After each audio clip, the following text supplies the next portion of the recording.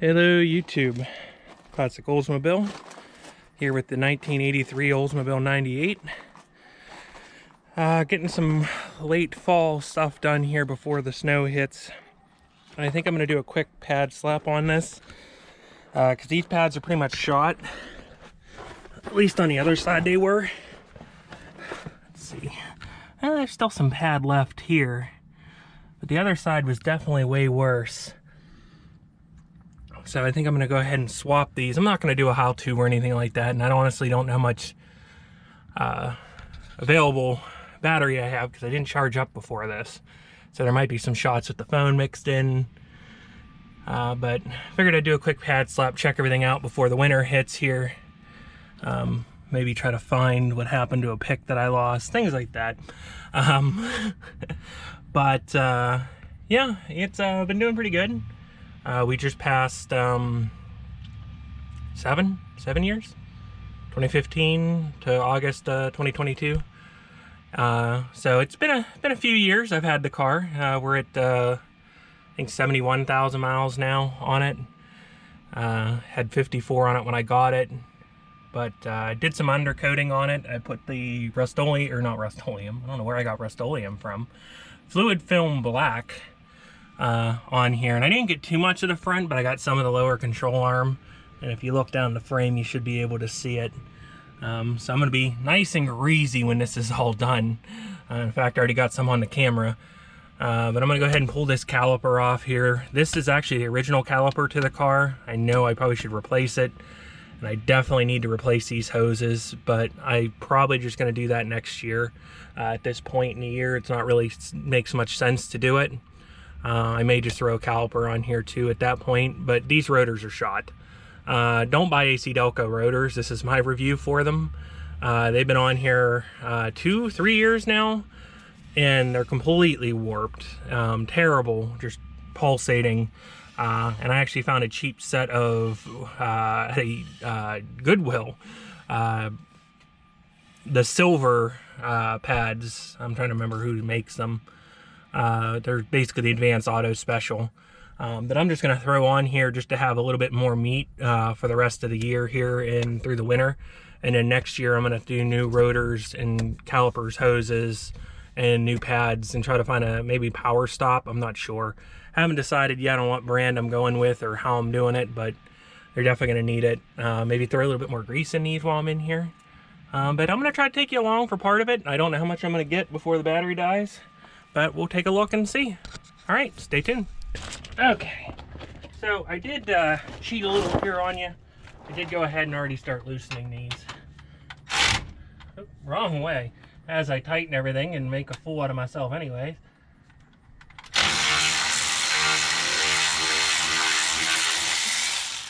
Now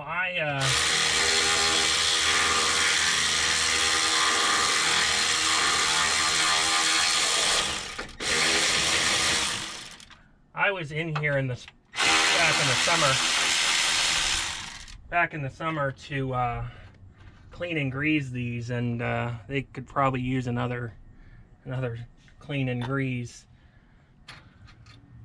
for sure. Those are pretty bad. Let's take a look at these here. I cleaned the sliders too. Well,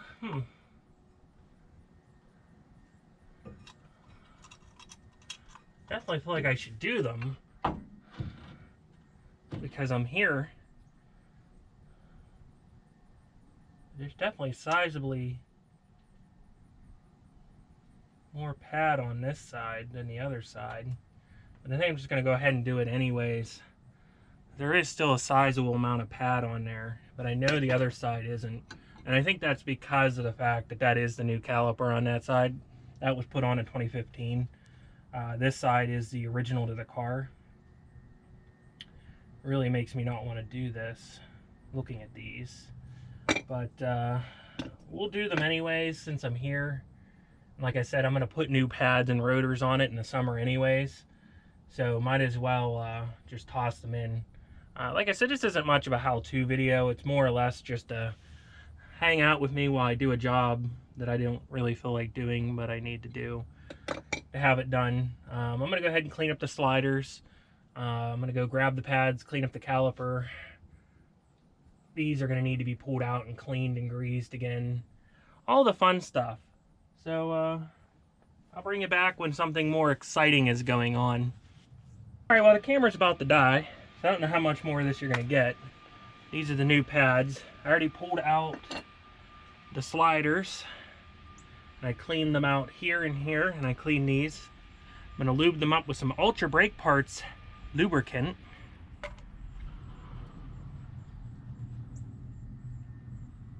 So, and then you put them back into these little rubber things. And these have been replaced before, but they're definitely due to be replaced again. They're pretty swollen up. And they're supposed to move back and forth. I'm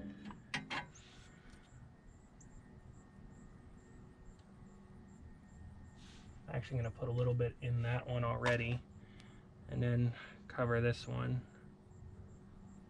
with a pretty good thick coat, and then slide these in.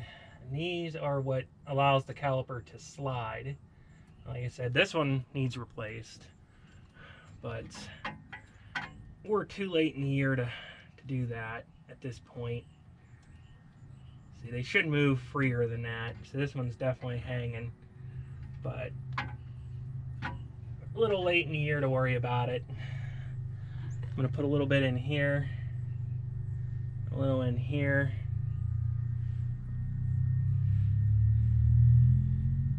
I'm gonna coat the inside here and here.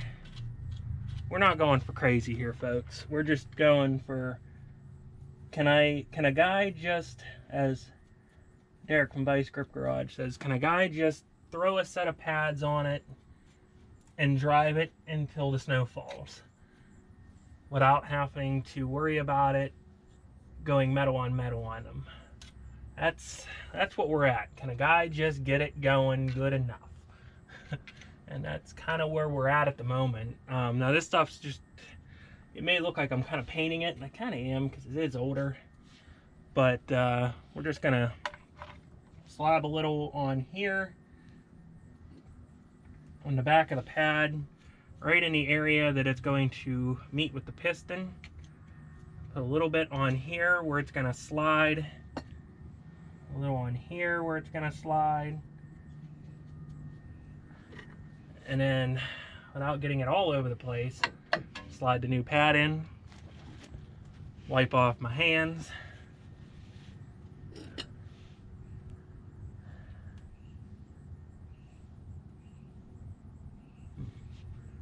and then we're going to put this one in the front. Put a little contact area here of where it's going to contact. Just try to keep the noise down, the rattle down. So it's going to contact along there. We're going to put some on here. We're going to put some here. That's way too much, but that's fine. And then we're going to put this outer pad on there. And we're going to pivot this all back down on here. Now I did not compress the piston, so let's see. Yeah, I'm gonna have to compress the piston. Can a guy just do that with his hands? No. Does a guy have anything out here to do it with? No.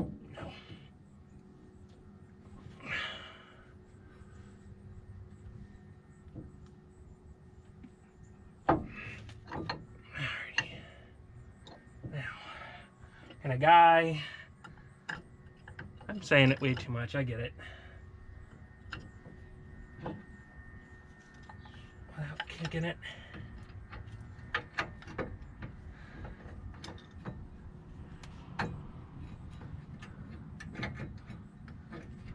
I was hoping to be sneaky, but there's definitely way more meat on these.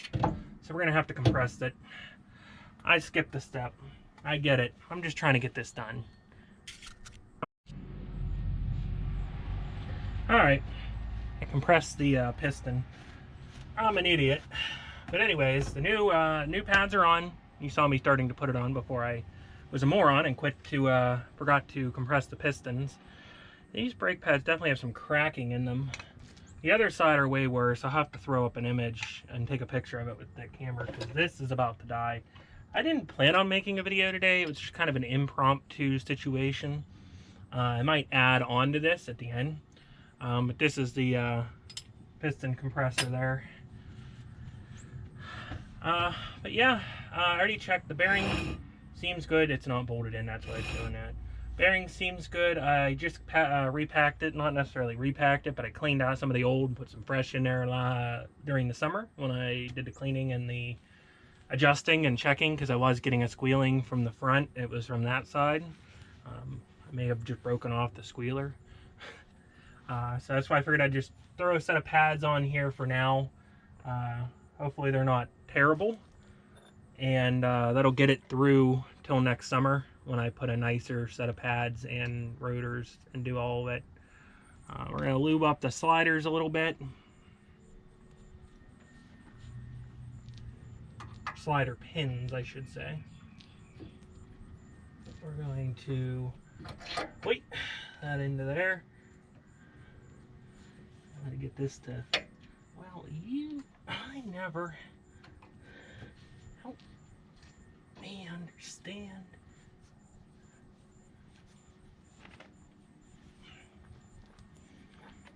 This is why you don't buy the Wherever silvers. I literally got them for like less than $5 and they were brand new. No hardware, but just reused the AC Delco pads hardware.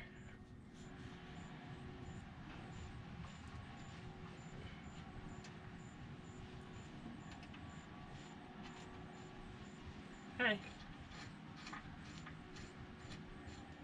Then you just tighten it back down.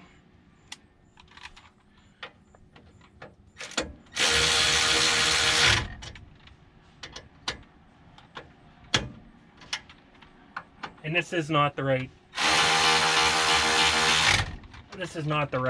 tip. I really need to get a set of what are those, Allens? I've been using these for years to do this.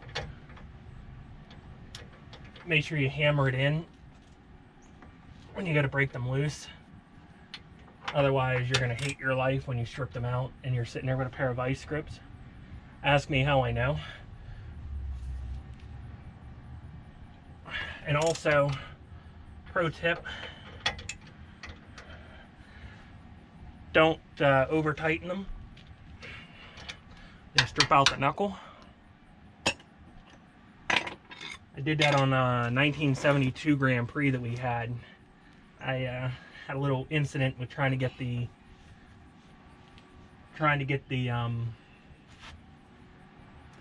caliper off, and stripped out the bracket. Still have the one for the passenger side because I only did the driver's side, the only side I screwed up. But I'm gonna go ahead and throw the wheel back on. I'm gonna go to the other side. Unfortunately, you're not gonna see it because I'm single-digit battery life at this point. But I wanted to thank you all for joining me again. Short video, I might add some more in, like I said. Just doing some winter prep, we're gonna say, for this car. Get it ready to be put away. But I wanted it to be drivable for the remainder of the nice days that we have here through the end of October and November here. It was a mild winter last year. I drove it a fair amount before the salt hit. And even after a few rain cycles with the salt and where it washed away, I drove it. And I'm going to be a little bit less paranoid because I hadn't undercoated it in a few years. It had been about 2 years since I spray undercoated it with fluid film. This year I got it really, really good. So maybe I'll throw some pictures in there of it. So I'm not overly worried about it, but at the same time, I'm not going to seek it out. Probably throw some lube in this front end components again. I do this every time I pull wheel. Upper ball joint, lower ball joint are still original as far as my knowledge. Inner and outer tie rod, pitman arm, and center link have all been replaced. They're all Mevo Tech. They're probably going to be due to be replaced again, I have a feeling. Although,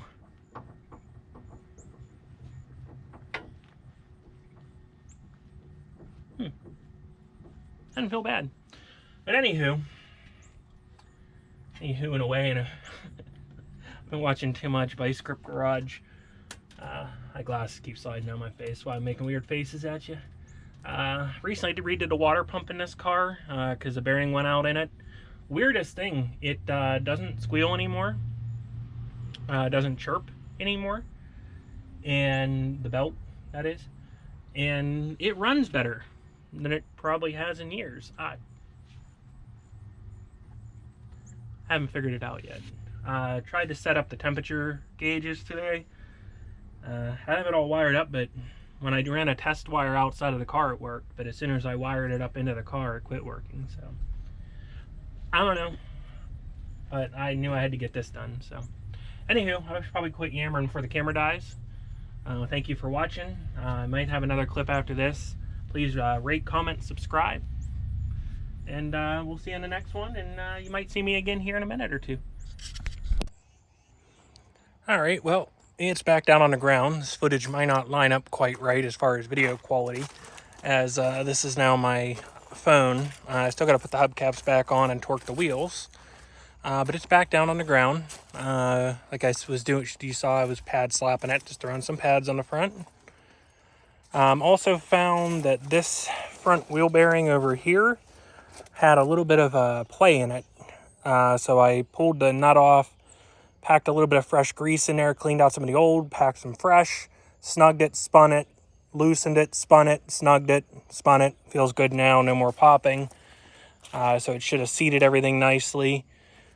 So that's done. Topped off the coolant. It was just slightly lower in the reservoir after the water pump. Just doing that final bit. Plus I had pulled the, it's not pretty, I still need to clean it up. But it's still not working, so I'm not cleaning it up all yet.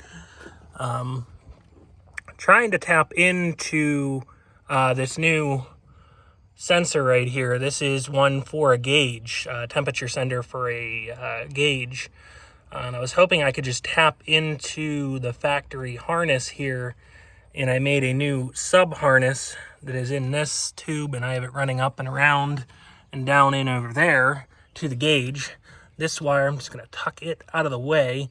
This wire is going to go to the oil pressure sender down there. I still need to replace this harness. This is pretty bad, this plug here. When I ran this wire from the outside the car and just touched it straight to the sender, it worked. When I wired everything back up, it's not working.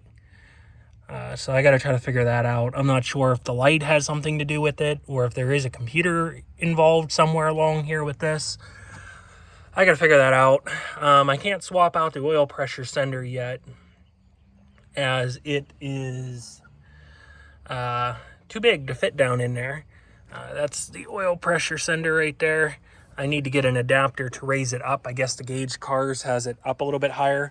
Because the aftermarket, or not the aftermarket, the gauged pressure sender is a lot bigger. So I got to do that. Since the last time we actually made a video, I did have to replace the power window motor and regulator tape. I don't know if the motor was bad or it was regulator tape, but it would get to about right here.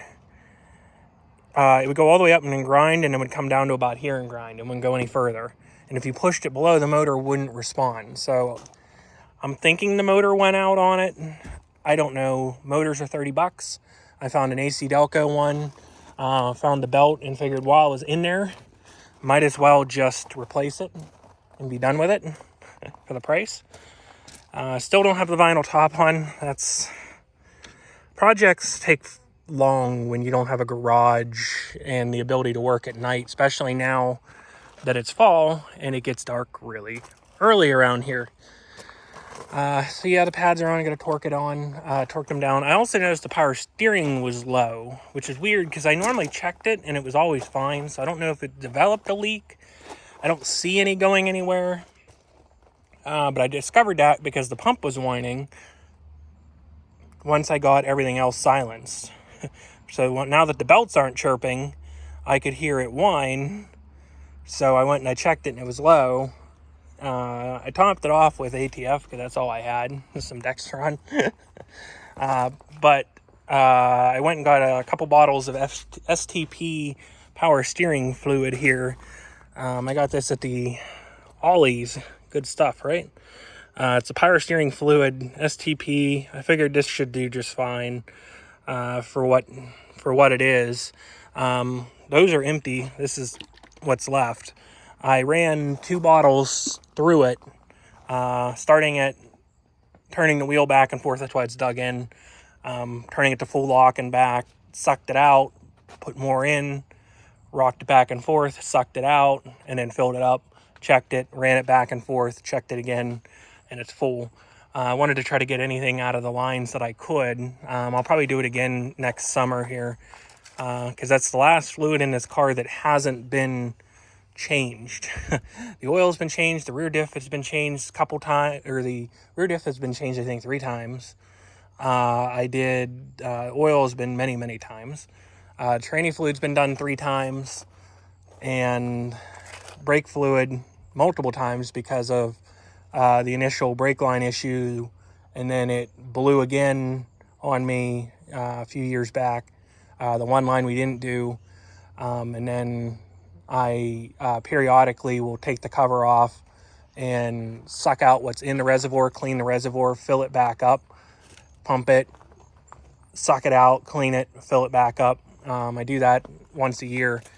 So most of that fluid should be nice and fresh at this point, between what's been worked out. Plus it has new wheel cylinders in the back from last year or the year before. I'm losing track of time. Now that I don't do inspections yearly on it, I kind of lose track of time of what I do and when I do it, now that it has an antique plate on it. So yeah, that's the gist of it. I'm going to be replacing the radio because the XM antenna broke that was in this car. And I'm just going to cancel it. I'm not going to put it back in. Because this radio was the one that was in my Nissan, and it's old and it's struggling, and it's just not good. It's very slow, and the Apple CarPlay doesn't work all that well. So that's getting swapped. I'm going to try to make something that looks prettier. Those are the gauges. I don't think I actually showed it in a video on YouTube. I got these out of a 83 or 84, I can't remember, 88, that had the gauge cluster, so this whole panel is out of that. I have the volts hooked up.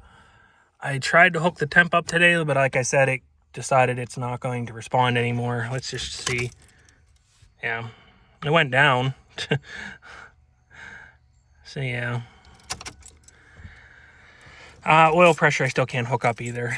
But, you know, one day at a time, one thing at a time. It's not a major thing. It's just the lights are hooked up on them, so they look pretty at night. We're at 71,335, which just puts it over 1,000 miles since last October. So I haven't really driven it much. I've been driving it more recently after the water pump, because it has been running a lot better. So that's kind of the 8-year on this, or the 7 years on this, is where it's at and how it's going. I mean, I really can't complain too much about the car. I mean, for something that's almost 40 years old, it does quite well. I got a lot of junk in the back seat. It needs cleaned out, but it's been doing a lot of sitting since I got the K5. So yeah.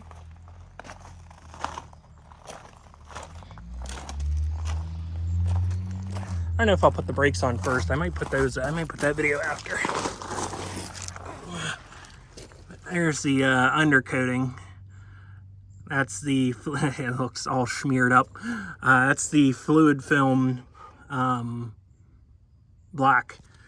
And that's what's on the tank there, because the tank's silver, so you can see it. Car's not really rusty. It has rust, but it's not rotted. I mean, it's been in Pennsylvania its whole life, and it's been outside for almost 10 years now. So it does have some signs of sitting in moisture. but with that black on there, you cannot see it anymore. I filled in the frame rails the best I could. It was a very messy job. You can see the rear differentials covered in it.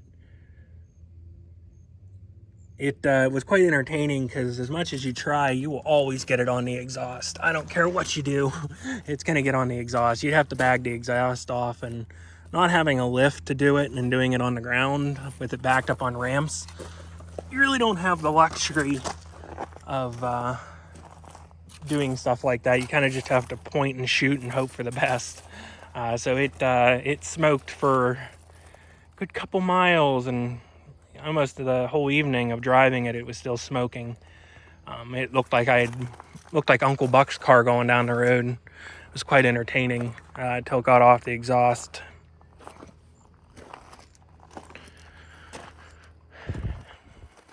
Yeah, it's not started up. Hopefully it starts. I've been having starter issues now too. Yeah.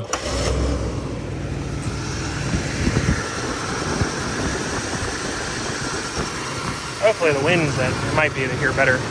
Very quiet now. If you look back on some old videos, you'd probably hear the difference. It seems to run a whole lot better, which is just weird because I don't know why.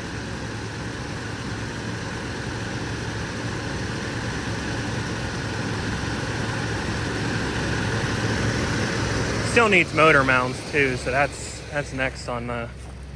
That's got to get done. Get you a little exhaust note.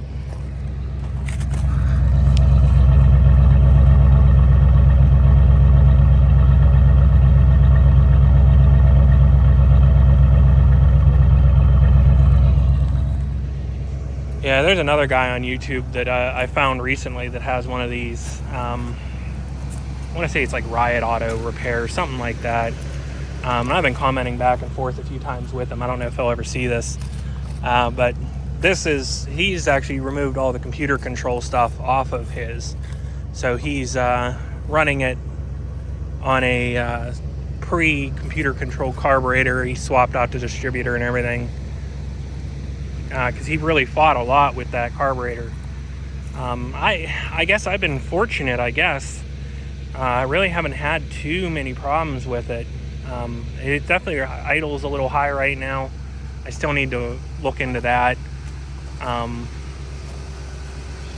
It could idle lower, but it's a tuning process. Now I have the book. I found the book that he has, and I picked it up, and so I'm going to try to figure out how to get this carburetor a little bit more tuned in. But I hate to mess with it because it does run well. Give it a little high, but it runs and it starts pretty easily even on a cold start. I mean, it's a long crank when it's been sitting for a little while, but it's got to build fuel up to the carb. So yeah, I mean, it's got a catalytic converter on it still. It's a new one, so it still has all the emissions, the smog pump right down in there.